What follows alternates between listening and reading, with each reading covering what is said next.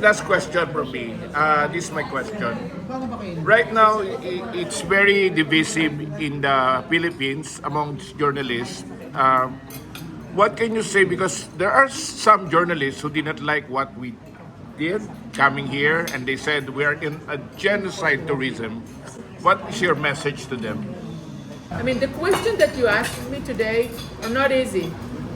Usually I don't get so many questions about genocide at all. Yeah, exactly. They're not easy questions. You have to ask it. You have to see it with your eyes. I mean, maybe you saw the border fence, how close it is. Yeah. And again, I think you have to understand that Israel has many voices.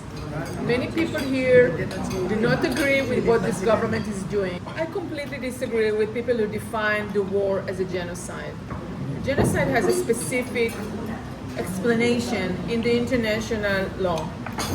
We were in a very tough war, but Israel did not get out to kill people, because they're Palestinians. That's not true. I think Israel's mission is to protect the Israeli people. We have seen what can take place when the protection is not good, and the protection was very bad on October 7th. You show me another country that went for a massacre where 1,000 people were killed in like 5 or 4 hours, and 215 people were abducted, kids, babies, elderly, and women and on. So I don't think that what followed that was a massacre, but it was a very difficult war that was meant to watch the security of this country. And you have to see it on the ground in Israel as a journalist. You have to see things, you have to see the facts for yourself. I believe that you are here on a fact-finding mission. And you have to listen to them as well. It's not about Netanyahu all the time. There's other voices here.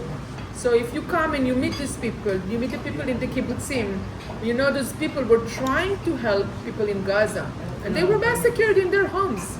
We have several people who were actually peace activists who were massacred.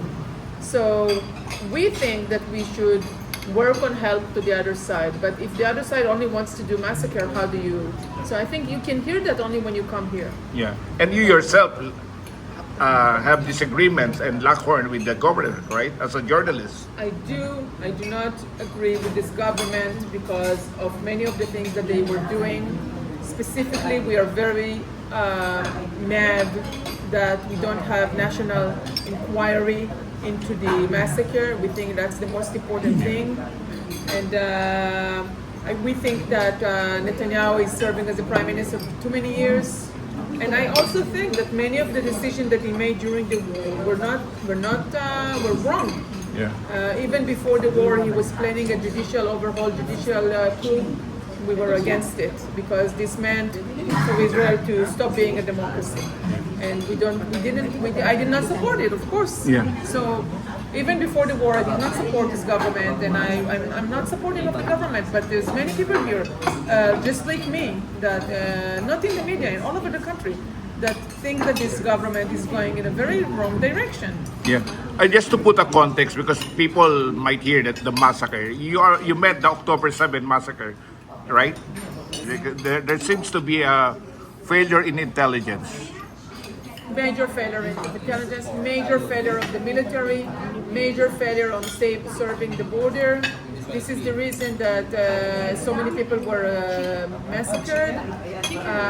This is a trauma in this country that will not go away for 100 years now. Will never go away. We're going to be with that for years to come. Yeah. Any message to the Filipino people? Message to the Filipino people.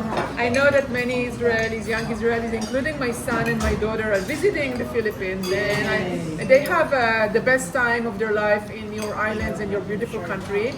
So, I mean, just keep what you're doing, which is hosting them in a very pleasant way, and we may have more connection with tourism and obviously art, culture, and not, we want the war to end.